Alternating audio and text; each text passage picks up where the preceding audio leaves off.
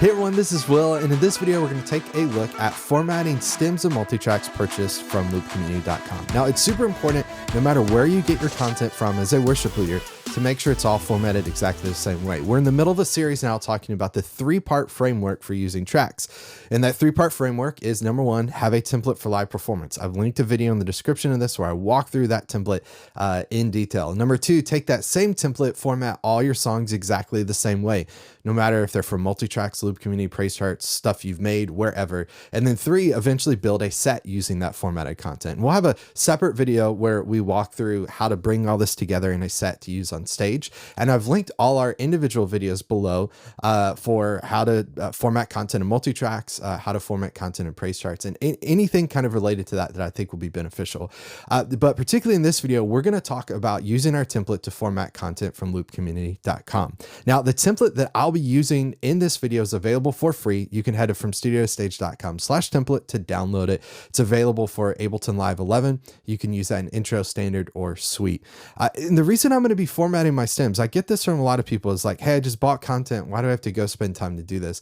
Is there's a couple things we want to do once. And if we do them once and we do them well, we never have to do them again. And so we'll do a couple things that help us save our tempo with our song file, so we don't always have to redo our tempo. It'll allow us to save our song sections with our file, so we don't have to do that. We'll also talk about click and some other things that we can do. So first off, let me show you what it looks like when you buy a song from Loop Community. This is what we get. We get a stem, a folder with a download of stems. And so this is the song Battle Belongs by Phil Wickham. And you could see each individual stem is just loaded in my folder. Now, one of the key things that I tell people all the time is I want you to move from managing stems to managing sets. So here's kind of the key thing. We want to start managing sets, not stems. And what I mean by that is typically people store their content like this in a folder, in a finder with all their stems. And then when they go to build their set, they drag these stems into Ableton Live, and they do that every single time. And if you do that, then you're going to be wasting time because you're going to be redoing a lot of work every single time you build a set. So the goal of today is what we're going to do is we're going to take these stems, we're going to bring them into an Ableton Live set. We're going to add a couple things, formatting them using our template. Again, that free template you can download, tracks template, and we're going to get started. Now, let's get to it. Before we do anything live, before we drag anything in live, here's what I want you to do. And you're going to have to do this every time you're on a new computer. You get a new computer, you borrow someone's computer before you build a set. I want you to check this one thing. Okay, so go into live. If you're on a Mac, we're going to do Command, comma. If you're on a PC, it's Control, comma. We're going to go into Preferences. You can already see the tab is pulled up because I'm here quite often. It's called Record, Warp, Launch. We want to zero in particularly on this warp fade section here, and we want to make sure that auto warp long samples is disabled. Now, I'm not going to go deep into this, but just essentially know that warping is a feature that allows you to adjust your audio, your key, tempo, and do all sorts of really cool things with it. It's something that's crucial in my process for formatting stems and content. But auto warping long samples is and turning that off is basically us telling Live, hey, listen, Ableton, we appreciate that you're going to put forth the effort to try to guess the tempo, but we're going to actually tell you the tempo. So don't worry about it. I'm good here.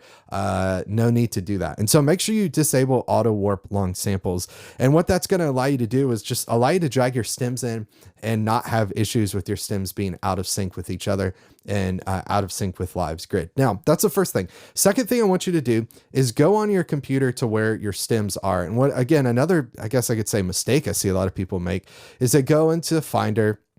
If they're on a Mac, they go into their browser. If they're on a PC, and they start grabbing files and they start dragging them into Live, and they're doing Command Tab to go back and forth programs between programs. And it's just a lot of stuff to think about. So here's a time-saving tip I want you to do before we begin. So go to the upper left-hand corner here of Live screen. This is called our Show Hide button. We're going to click that to show Live's browser. Live's browser is how we navigate built-in audio effects and instruments and devices, as well as our files. So we're going to go down to the Places section here, where it says add folder. I'm going to click this, and I'm going to go to where my stems are stored. So I'm going to go here to multitracks shootout, this folder. I've got my loop community folder, and then I have Battle Belongs right here. So I'm going to hit open, and you'll see that now gets added to Live's browser.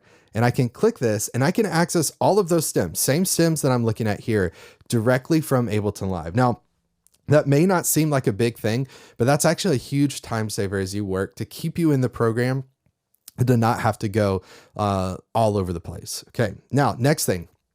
Super important. Before we drag any content into live, we need to set our tempo in live. And the reason we're going to set our tempo is we are going to warp our stems. Like I mentioned, warping is super beneficial, allows us to change key tempo. A lot of people struggle with warping. It's one of the hardest concepts to wrap your head around in live. But what I have found, it's really easy to do when you're working with stems or multi-tracks, as long as you have a click track. And as long as you do this very important thing that I'm about to show you, you're going to be pretty successful at it. So if I look at this particular song, I could see that the tempo of this is 81 BPM. And so before I do anything else, before I drag any content in, I've got auto warp long samples turned off. I've added my folder in my browser. I'm going to go up here to Live's global tempo, and I'm going to enter that tempo in there. 81 BPM, and I'm going to hit enter. Now, if you don't happen to know the tempo of your song, you could grab your phone and do like a metronome app and tap that out.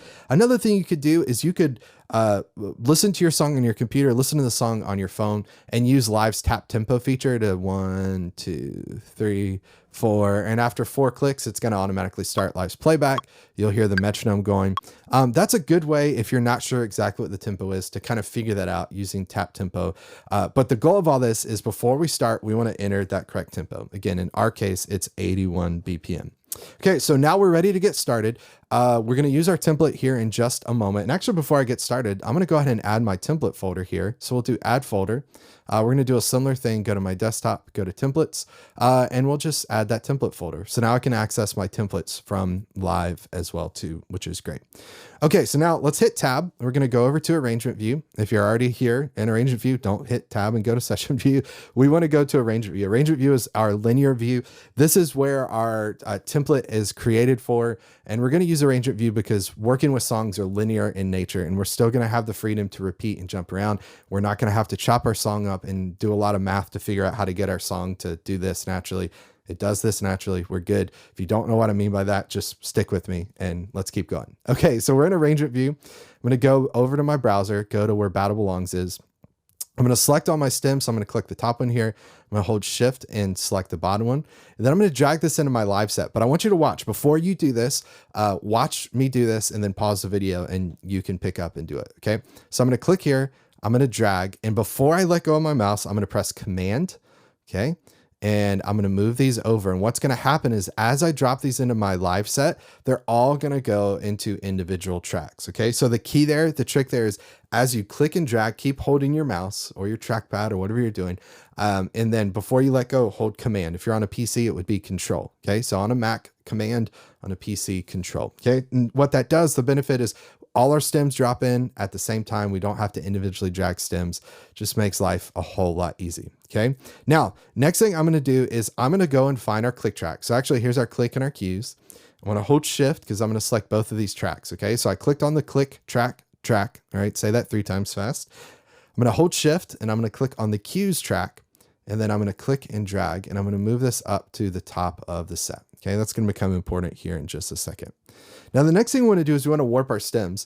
I said I'm not going to go really in depth on this, and I still am not, I promise. But essentially, the reason we're warping our stems is so that we have freedom and flexibility. We can change our key, tempo of our song very, very quickly.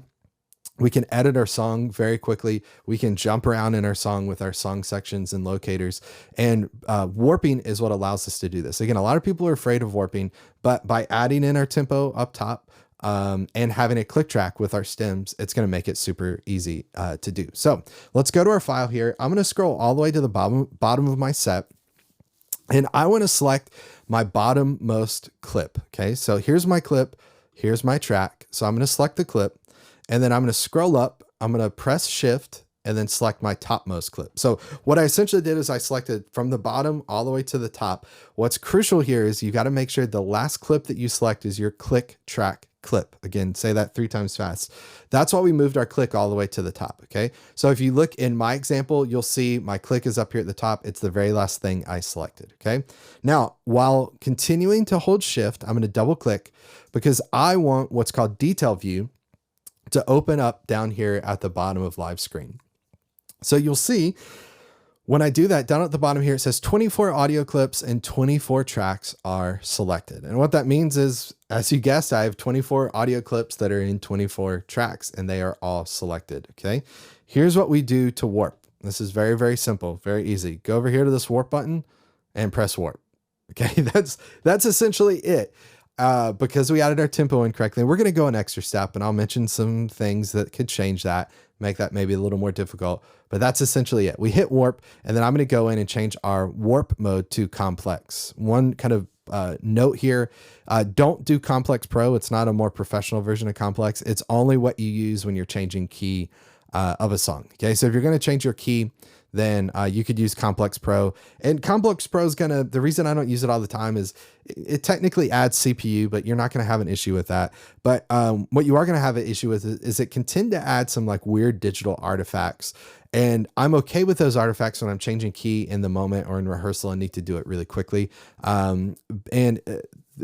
So I don't do it all the time, but when I do need to do it and I do need to change key, it's worth it because it maintains the timbre of those sounds. So you can go super high up and it's not going to sound like the Chipmunks. It's going to maintain the timbre, the original tone of the sound, if that makes sense. Or if you drop really low, it's not going to sound like Barry White. It's not going to be super low sounding. It's going to maintain the original timbre of the sound, even though it's a lot lower. It's pretty trippy. It's fun to mess with though. But for now, we're just going to select complex. Okay. So this is one of those just trust me moments. Let's save all of us some time and hit warp and hit complex. Now, before we move on, one thing I want to mention here, if when you select all this content, it gives you a message that says something like 24 audio clips with different links are selected in 24 different tracks. Then what that means is all of those tracks are different links. Now, I think most of the stuff you'll probably get from Loop Community will be, they'll do some work to it. They'll clean it up and it's going to load in just fine. But if you happen to see that message that says 24 clips with different links are all selected, it's super easy to deal with. Here's all you do. You basically, while you keep holding shift, just click about a measure is typically what I do out from everything else. So I'm continuing to hold shift and I just click about a measure out. And what that does is that's just going to add a little bit of space so that all of my stems, all of my clips become the same length. Okay. Another thing you just want to look at really quickly, go into preferences, under record warp launch, you want to double check your file type, make sure that's what you want it to be, bit depth. Make sure that's correct. Under audio, you can double check your sample rate, because what we're going to do now, once that's selected, is do Command J, which is consolidate, which is essentially render or record in place. And it's going to take all those stems and add that little bit of silence at the end, but that's going to make everything the same length. Okay. Which is super important when we're warping like this. Now at the very end of the process here, let's jump back in. Warp is already going to be enabled. All of your clips are going to be together. So the last thing you do when you're there, just like we did, is we're going to hit complex. Okay. Only do that if you get a message that says that 24 clips or however many clips are different links. That's when you do that message. Otherwise, keep going and rolling with what we did before. Okay. So I'm going to back us out to where we're back to normal. I have not recorded clips. So let me reselect my clips here. Again, in bottommost, hold shift. Go to our topmost. Oop, I went too far. I brought my clicking cues down. So let's bring them back up. There we go. All right. Select, we hold shift, bring those guys in, and then warp, and then complex. Now, final thing I do in this warping process, I'm going to zoom in a bit here. I'm going to look at our click track. So I'm looking at my click track, but changes I make to my click track are going to affect every single one of my tracks in my set. I always tell people, don't zoom in too far or you're going to get really neurotic and feel like, oh, is the downbeat here? Is the downbeat there? Like I'm not really sure. So I just go to about here. Everything looks like it's on grid and looks good. Let's jump to the end of our song here and we'll just double check. Again, everything looks like it's still pretty good. Like actually that looks like it's off slightly. Again, if I zoom in too far, it's going to be off slightly. So what I do is just kind of a double check is I go to where, right here, this little transient, hover my mouse over it, it creates what's called a pseudo warp marker. I double click, which creates a warp marker. And then I typically always just do that to move that over. You don't necessarily have to do that, but you want to look at your grid and make sure everything's lined up and everything looks really good. And I add a warp marker at the beginning and the end to just kind of pin everything into place to say, don't change, beyond this point. Now with this in place, we're essentially good to go where our song should be warped. Like we could zoom in and double check our click, make sure everything looks good. I feel pretty confident this is going to be fine. What do you do if you have tempo changes? Now, that's kind of outside of the scope of this video, but I am in the description that's going to link to an entire series on warping. And I show you, if you have a song with tempo changes, how to warp a song with tempo changes. It's super simple, super easy to do. And it all has to do with this click track that's included with your stems, which is why it's super important that you have a click track. Anything you buy from Loop Community is going to include the click track in all of your stems. Okay. So check out that video if you need more info, but you would do that work here to basically get that together. Now let's talk about our tempo. There's two ways really to, three ways technically, two ways to start with, and we'll talk about the third way, which is the best way. Two ways to control our tempo and arrangement view. So up here, Live's global tempo. If my content is warped, then whatever I type into this box, that content is going to play at that tempo. So if I set this to 90 and press play, which I'm going to avoid the YouTube gods that get angry when you play music that you don't own. But whatever you type in that Live's global tempo box up here, that's going to play your tempo. Okay. The other way we can handle tempo and arrangement view, the second way, is if I enable automation mode here. Let's close up some of these windows so we clean up the interface a bit. And you go down here, it says mixer song tempo. I can use this line here to add breakpoints to my envelope, and I can automate my tempo using this line. Now, if you've ever built a set in Ableton Live, I would bet probably the first time you built your set, unless you saw a video that I did before you went to build your set, I will bet the way that you added tempo for each of your songs is you went here and said, okay, here's song 1, here's song 2, move that up, here's song 3, move that down, here's song 4, move that up. That's a mistake I see a lot of people make. They spend tons of time doing that. The reason I don't like Live's global tempo and I don't like automating our tempo here is if I take this song and I go to move this song into another live set, which why in the world would I do that? Well, in our next video, one of our next videos, I've got a couple more formatting videos to do, but in one of our next videos in this series, which I'll link below once it's created, we're going to actually build a set. We're going to build a set of all of our different songs. And the way we're going to do that is we're going to take this song and we're going to drag it, this song that's in a live set, we're going to drag it into another live set. If I use Live's global tempo, or I use the tempo automation in the master track to store my tempo, it's not going to come with my song. That's a bummer, right? I want to do this work once. That's what we talked about in this entire intro. I want to do the work once and I want it to be saved. So here's how we're going to save it. We're going to go to our browser here and we're going to go to this templates folder. I'm going to go to my free track template, and then I'm using Ableton Live Suite or Standard. You would go up here. If you're using intro, you would use this one here. And what I'm going to do is click the arrow to the left of my live project folder, the arrow to the left of this set. And now you may be going, now Will, this template looks great and looks like it's going to save me tons of time. Where can I get that? Again, as a reminder, from studiotostage.com/template, you can download this template completely for free. Now, when you go to the template, you'll see there's a track here that says tempo. And here's what we're going to do. I'm going to take this track, I'm going to drag it to the top of my set. And then in this track, if I expand this, click this arrow to the left of the tempo track, you'll see a clip. We have a clip in this track and it says enter tempo and segment BPM. So what I'm going to do is click on this clip, drag it into my live set. I'm going to zoom in just a little bit here. I'm going to put my mouse to the right of this clip. Okay. We see this little bracket show up. I'm going to click and drag. I'm going to hold minus while I do that.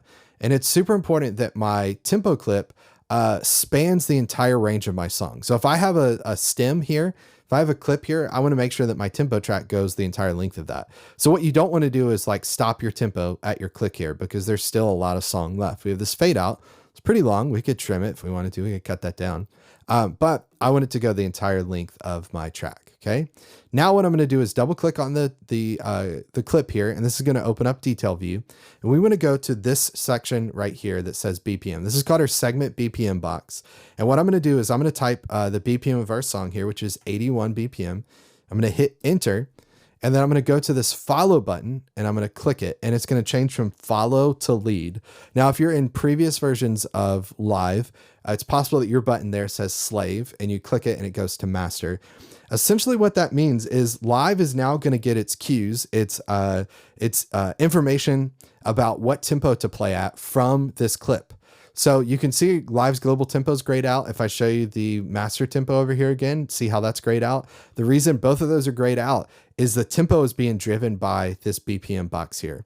And so when I change this from follower to leader, it basically says, hey, I want you to lead. I want you to tell Live what the tempo is, and Live is going to follow. And this is a trick I've been using for years that I discovered that allows me to save the tempo of my song into my live set, which is awesome. It's a huge, huge help. Okay. So we've got our tempo in here in our tempo track. And what's nice about this now is I can drag this file into another live set, and that song is going to play at 81 BPM. I don't have to redo work every time that I use this song. Again, that's why we're moving away from going over into Finder and just dragging our stems in and having to re-enter our tempo every time. We're moving away from that because we're doing the work now, right? We're doing the work now and we're doing it once, okay? Now, I've done some work here already, and I've already probably gone further than I should without doing this. I'm going to go up to File, or I'm going to do Command S, but I'm going to go up to File and I'm going to do Save Live Set, okay? What's very important is to make sure you don't save your live set in a already existing live project.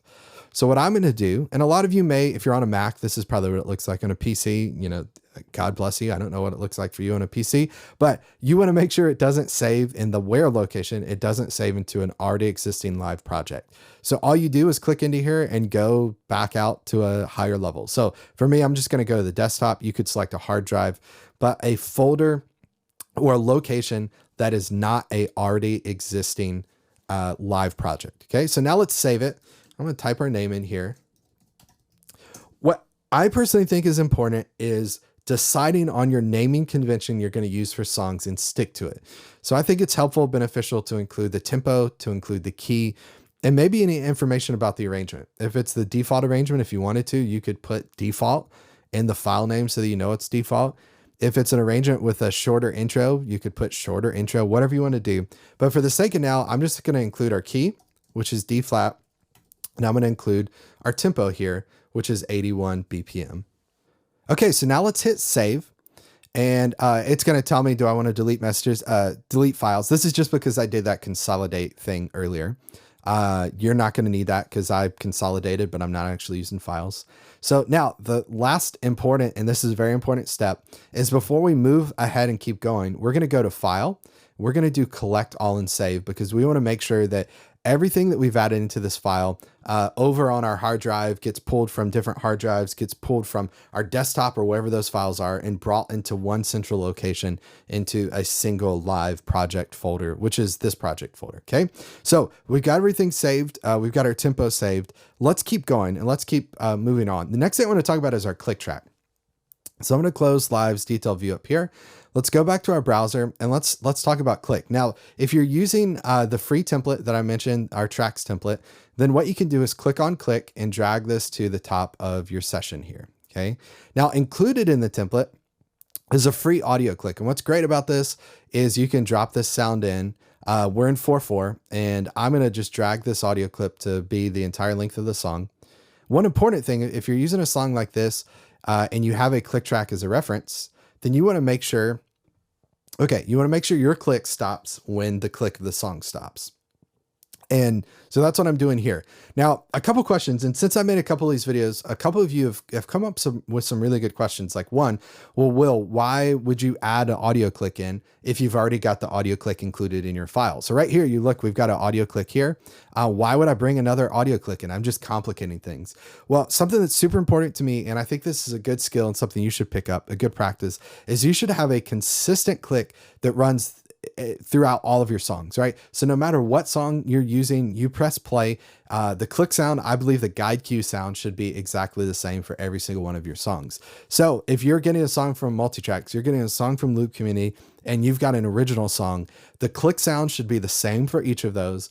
And the guide cue sound, I believe, should be the same for each of those. So particularly in this case, I'm using a click sound that I created. I'll let you hear what this sounds like. Okay. And this click sound comes from Foundations for Live, which is a click that I created, a MIDI click that I created. But I like this click sound. So let's listen to the click that's here. Okay. Honestly, I don't love that click track sound. For me, if I stepped on stage and the music director pressed play and I heard that, I would not like that. One, I don't personally enjoy the sound. I also don't like that it's not accented. So for me, what's really nice is I'll leave this click in for reference and to adjust the warping of all my tracks, but I'm going to mute it. And then I have this click. I'm being careful not to play any of the stems, but I have this click as the thing that I can play to. Okay. The other question a lot of you have said is, well, why don't you use Live's click? You could. You 100% could skip this click track here, turn on Live's click, press play, and Live's click is going to correspond to what the tempo is here. That's great. That works. The biggest downside of using Live's click is I'm stuck with Live sound. Now I will say one nice thing about Live 11 is we do have multiple click sounds. So we could go here and change between classic, click, and wood. So that's great. That's a nice feature there. I also don't like that I don't have control over subdivision. So you can change the rhythm of this. And this was kind of Live's attempt, Ableton's attempt to add some subdivision stuff in. But let me show you what I prefer. Okay. So if you're doing this and you're using the free template, then what you should do is what I just did here. I'm going to turn Live's metronome off. You should bring in your audio click here and mute the click that's the file that's included with your stems. Okay. Another step further, you could click on that particular clip and hit 0 to deactivate it if you want to. But I think you should use the audio click included in the free template. And again, I think the biggest reason is consistency across all your files. So I think that's the best path for you. But let me show you what I do personally. I go a step further. This is not included in the free template. I just want to make that super clear. You can purchase the template I use. You can download it for free as a subscriber, or you can purchase this individual click. I use something called Foundation. So let's go into my advanced template here. This is something I created years ago that's on that's for sale on the From Studio Stage site. But if I drag Foundations in, this is how that works. So I bring this track in, click track in, and let's put this above my click. Let's try that again. Drop it right there. Now I have to figure out what time signature we're in. We're in 4/4. So I'm going to expand this click, and I'm going to take the 4/4 click, and I don't need 8. So I'm going to, or I don't need 16th notes. So I'm going to do 4/4, just quarters and eighths. I'm going to drag it the entire length of the song, right? Just like we did here. We'll have it stop right there. Now I'm going to solo it and show you what's different about this. Okay. So I can press play. First off, I have no accents, and you're going, Will, you're a hypocrite. You said you like accented clicks. Well, watch this. Watch how easy this is. We're going to go here to the Foundations interface, and we're going to turn our accent on. Now we have an accented click. We want it turned off, right? Because you're a freak of nature that doesn't like knowing where in the beat you are and the measure you are. So we'll turn it off, but no judgment here. We need more eighth notes. So let's turn up our eighth notes there, get a little more volume there. Or let's take our eighth notes out completely for the sake of subdivision. Maybe our song is fast and we don't need it. Let's change our click sound. Maybe we want more of like a shaker sound. So we could do that. We've got this sound, this sound. Here's some of the new sounds included with Foundations 3.0 that I did sound design for and created. There's your kind of Pro Tools-esque, like very digital click. But what's really cool about Foundations, in particular Foundations 3.0, I've included links in the description of this if you want to purchase it. It's included in the advanced tracks template if you want to purchase that or download that as a subscriber. It's also included, I'm just double checking to make sure because it's been a while. Yeah, it's also included in the basic tracks template if you want to download by that. But the reason I use Foundations is I get control over whether it's an accented click or not, and I don't have to do anything to change that. Again, like you saw, it's just a change of turning this up or down. I get control over all the subdivisions of my click, so I individual level control over each of those, and I can change the sound of my click just by turning it up. Really, really simply, I get a brand new click track sound that works really well.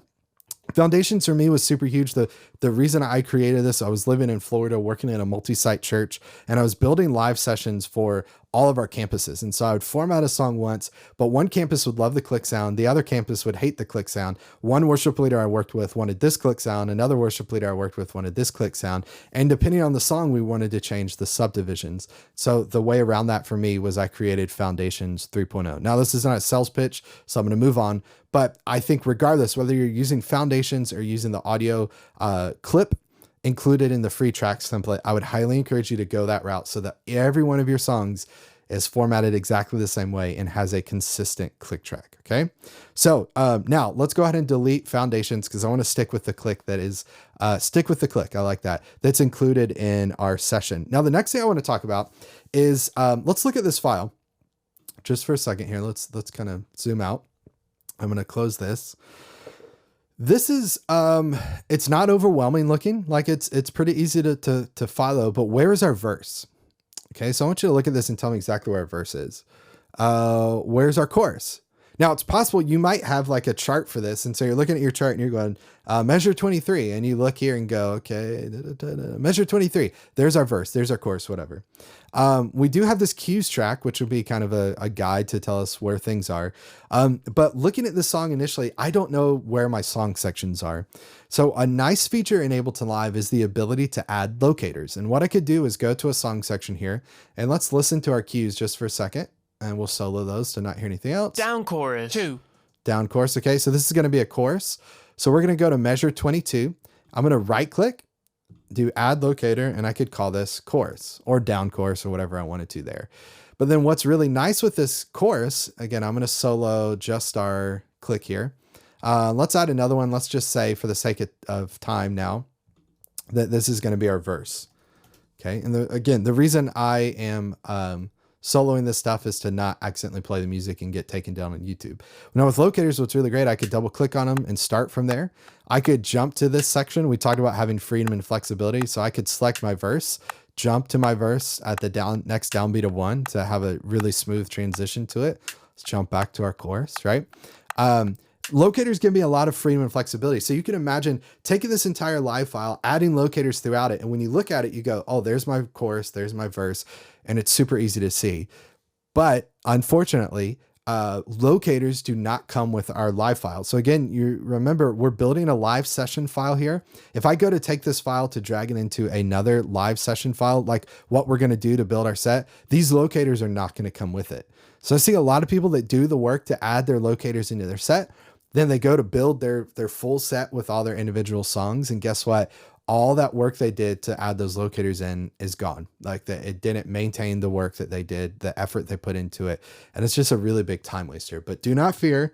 I have a hack that I came up with that works really well for me. And it's worked really well for a lot of people that I've taught over the years. Thousands and thousands of worship leaders, they've used this same hack and it's allowed them to have freedom and flexibility without taking tons of time. And here's the beauty of this is it's going to take a little bit right now because we don't have locators in our session. So if you look at this session, when I bought this from Loop Community, I didn't get locators. I got these stems, right? I just got clips, as opposed to if I bought this from multitracks where I got a live session, Ableton session that had all this work done for me. Not all of this work, but at least had locators done for me. So I'm going to have to add all those in, but here's how we're going to do that. We're going to go back to our browser. We're going to go to our free track template here, and we're going to close this up, clean this up a little bit. We're going to take our markers track here, and I'm going to drag this to the top of my set below my tempo track. Okay. So my markers track is a MIDI track. What I'm going to do is go to the end of my song. I'm going to click, I'm going to drag, and I'm going to select the entire song. Okay. So I'm going to select the entire song. Then I'm going to do Command Shift M. Okay. And when I do Command Shift M, actually, let's expand this out. Okay. So let's expand it now with everything selected. Oh, let's try it one more time. I'll select everything again. Now we'll do Command Shift M. That's going to create a MIDI clip. Okay. So this is our MIDI track. This is a MIDI clip. So let me show you what I did to do that. First, expand your track there, your markers track, go to the end of your song, drag all the way to the left, and then do Command Shift M. You could also use the create menu up here to do create MIDI clip. Okay. And add that into your arrangement view if you need it. But here's our MIDI clip. Now, here's what we're going to do. I'm going to close down my click here. I'm going to use my guide cues or my cues track here as a reference to know what to name each of my sections. Okay. And this is how this is going to go. If you happen to know what your sections are, go in and add them in. But the cues track, when you get something from Loop Community, again, you don't get locators with it automatically. So you got to do a little bit of work to get this format in ready to go. But here's kind of the hack to do that. So I'm going to solo my cues track. I'm going to press play. Okay, we're just going to listen for a second. Intro 2, 3, 4. Okay, so that's going to be our intro right there. So you hear the cue and then you hear 2, 3, 4, you get counted into it. This is your section. So I'm going to click right here and you can see this line is blue. This is where the playhead is. There's our triangle that's kind of flashing between white and blue. And I'm going to do Command E, which is going to split that clip. Okay, Command E is our shortcut to split a clip. We're going to go to the left here. You see, now we have a clip. Now we have a clip. This one to the left, I'm going to click on it. I'm going to do Command R to rename, and I'm going to type count in. Okay. So that'll be 1, 2, 3, 4, counting in. Intro 2. Okay, there's our 3, intro 4. right now. So here's our intro. So I'm going to click on this. I'm going to do Command R and I'm going to type intro. Okay.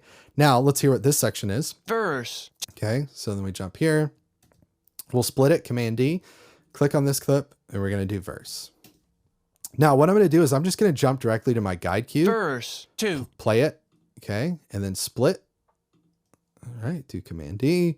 Command R, verse. Okay, here's a pro tip. This is something I'm going to take a second to point this out because it'll save you some time as you're formatting an entire song.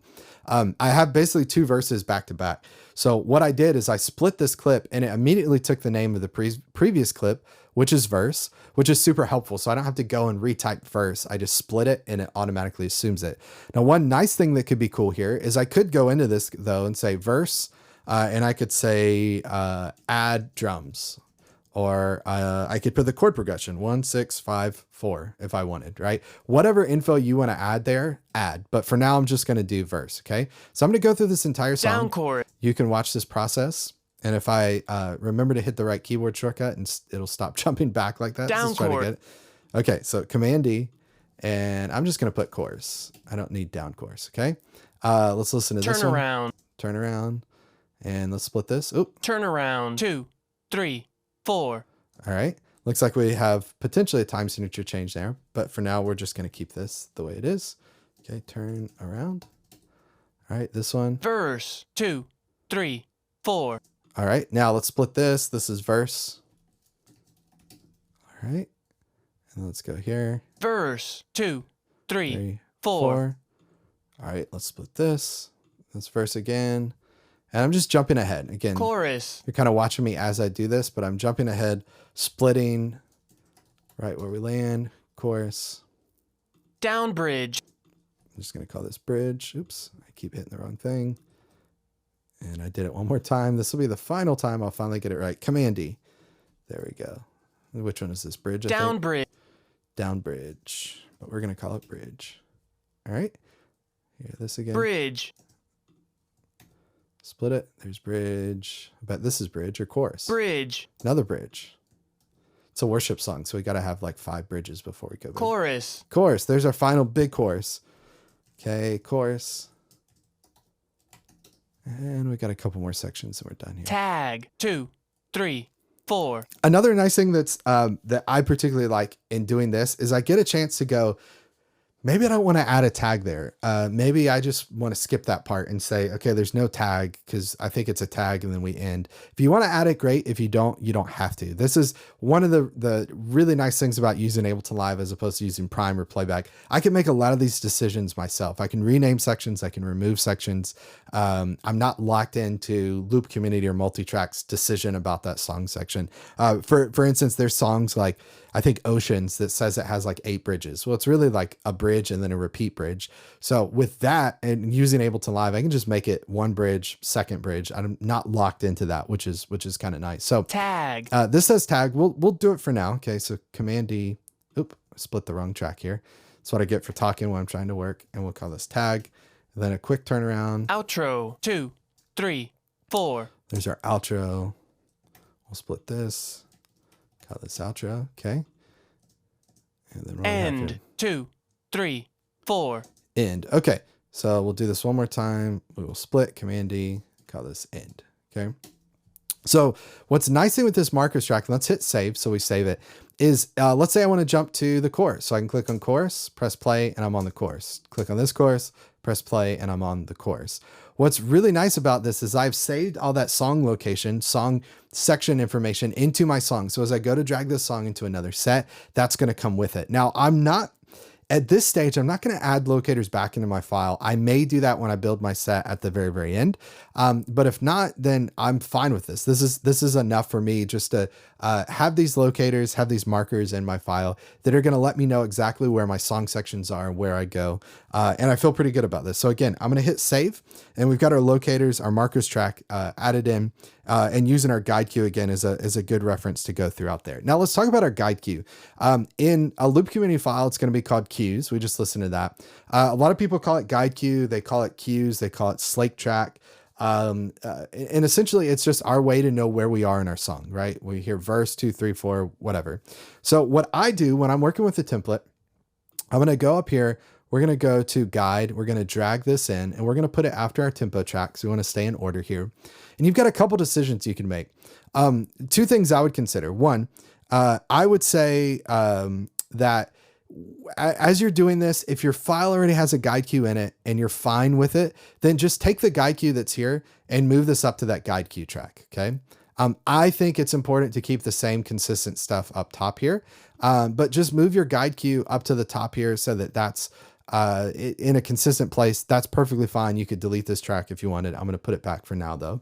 But here's what I think that is important. Similar to our click, if you're getting content from different sources, multitracks.com, Loop Community, Praise Charts, whatever, I do think it's important to have a consistent cues sound. So this is going to require a little bit more work, but I, again, don't like when I step on stage with someone and they press play and I hear a click and a guide sound for one song, then I go to song 2 and it's a completely different click and guide sound. So if that bothers you too, and you think it's worth the effort to do this, then this is what we would do. So essentially I would go into my template here and we're going to close our markers track up. We're going to expand our guide track. We're going to go into our template, click the arrow to the left of our guide track, and you're going to see what's included in here are all our guide cues. So we have 1 through 12, and then we have different song sections that we could add in. So if I was, again, for the sake of being consistent, I would say the sake of being a good music director and making it the best possible scenario for my band and worship leaders, then I would go in and I would say intro and drag this in. If I wanted to add 2, 3, 4, just like this song has, I could do that. And I could go 2, right? And then 3, and then 4. Okay. If I wanted to do this. Now this is a different voice, so you can hear this 4. one. All right. Oh, let's jump back a little bit so you can actually hear it in context. Intro 2, 3. Okay. 4. And again, you could take like the Loop Community sound if you wanted, and you could chop those up and use those. But I think the important thing is whatever you use, bring it up to that guide cue track, number 1. And number 2, whatever you use, do it consistently across all of your songs. That's going to be super important because we want that consistency to make it easy for your band to follow along. So what you could do is just go throughout the entire song, add your guide cues to kind of go throughout your song section. If you have this cues track, use that as a reference. Or again, if you want to, nothing wrong with just doing that and just moving your cues file up. That's what I'm going to do now for the sake of time. But I would encourage you to, if possible, take the time to add your cues in so that they're consistent across every single one of your songs. Okay. Now I'm going to hit save because we haven't done that yet. The next thing, let's go to our other track that's included here. Original track. Okay. This is not something that you have to include, but I do think it's beneficial. An original track is basically reference audio. It's the original MP3. Maybe it's a recording of you and your team doing the song at a rehearsal earlier, but it's something that's got vocals. It's got something that the band production people can reference. If you're doing Pro Presenter automation, lighting automation, I think it's important to have a reference track, particularly for Pro Presenter automation, because you want to be able to listen to the track and you want to be able to add MIDI cues in to make sure that, okay, yeah, I'm adding this lyric section in, right? That one ties up. Adding this one in, that one lines up perfectly. Okay. So I think an original track is helpful. If you're not ever going to use it, then just delete it from the template. Delete it from your template. Don't add it to your files. If you're going to use it at least once or a couple times, then make sure you add it to all of your files. So for now, I don't have a file that I'm going to drag in. I'm not going to drag in an original song. So, but I am going to bring this track in because I know some of these songs are going to have an original track.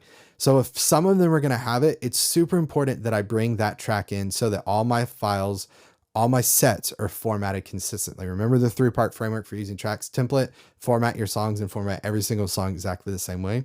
It's going to be crucial if you ever have a clip in the original track section that you add it here, because this is the special sauce, the secret sauce that's going to allow us to build our set really, really quickly. So again, I think the original song could be helpful.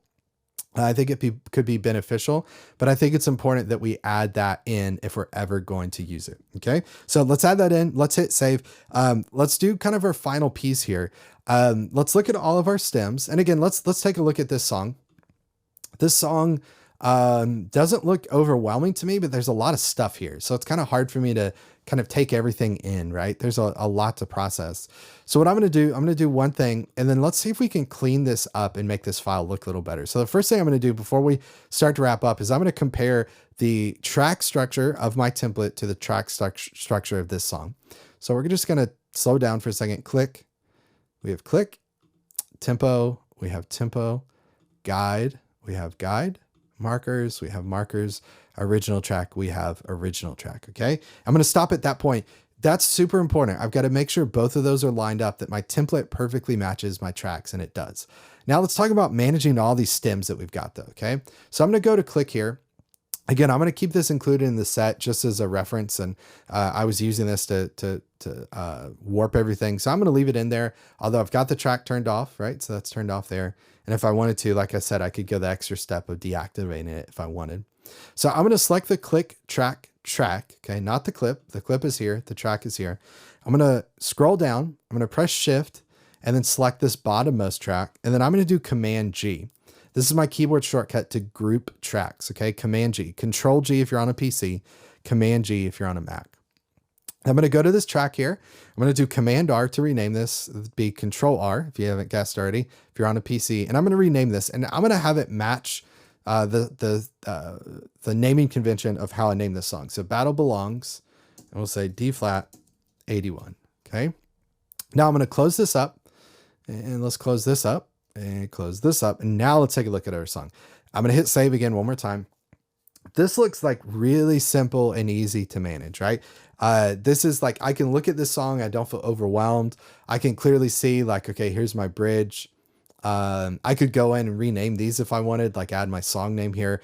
This is just really clean and simple for me to look at. There's a lot going on, but again, it's really clean and simple for me to look at. And that's one of the keys. When we look at our file, we don't want to be stressed. We don't want to be overwhelmed. And we want to look at it and go, okay, everything looks good here. And that looks good to me. Now, but we could do some extra steps here. So I could go into my group track here, and let's say, okay, I think is this background vocals? Is that what it is? Yeah. So I've got 2 background vocal tracks. Now I know, particularly in my context, we're not going to use that.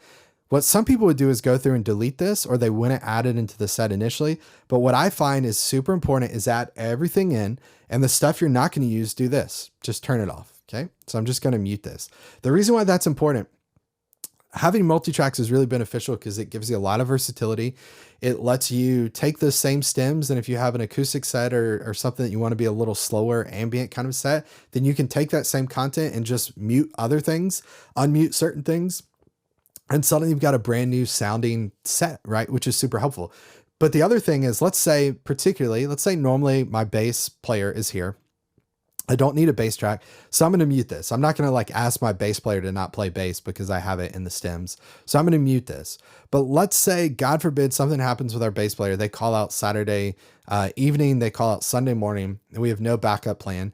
We can unmute the bass, and then we can route our bass to out of a separate output on our interface. And then we can go out of that interface into a direct box, just like we would plug in an acoustic guitar, or actually go into the bass player's direct box that they normally use. Then you're going to get the bass track in a separate output, which is super nice. So for me, it's super important. Don't delete stems, don't delete tracks, just mute them if you're not going to use them. The other thing we could do is, let's say we do want to use choir, but we want it a little lower in the mix. So what I could do is just go ahead and adjust that level. I could do a lot of adjustment and mix changes if I wanted to right here. So let's just kind of adjust these things. And then once I'm done with those mix changes, watch what I do. I click this to fold my track back up. Everything looks nice and neat and clean. Okay. So again, I could hit save there. And what I'm saving is I'm saving all my stems. Everything is grouped up, so it's super easy to see. It's super easy to follow. Adjust my volumes, mute things if I don't need them.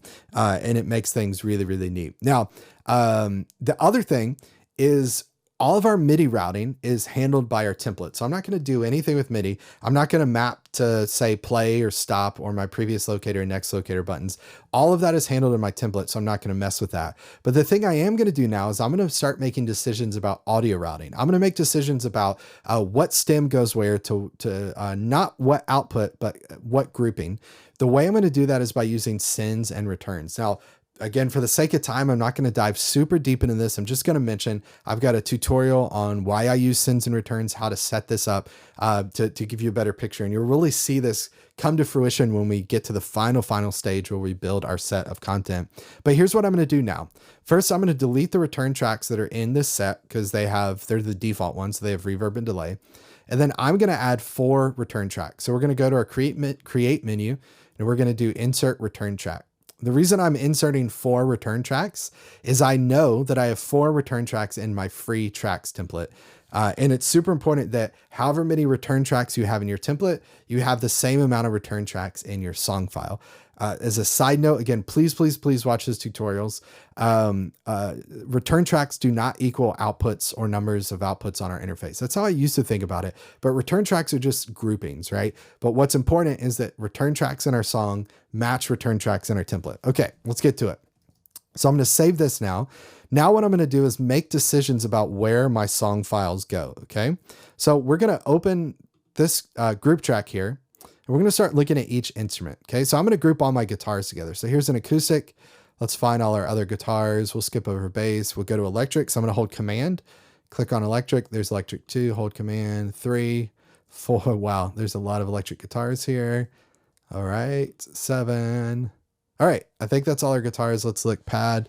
We've got acoustic right there. Okay, now on all of these tracks with all of them selected, I'm going to go to any of them that are selected and I'm going to turn up send knob A, and that's going to put all of them into send or the return track A.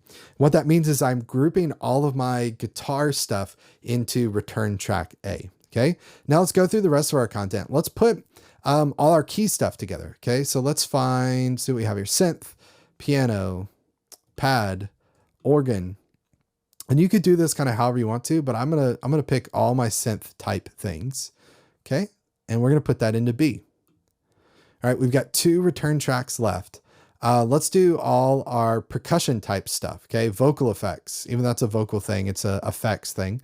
So we're gonna take that and we're gonna say all percussion things, percussion effects. We're gonna count that as a percussion thing. And let's go drums. Let's see what else we have. Okay, I think that's it. We're going to put that in C. All right. Now what's left? We have bass. We have some vocal things.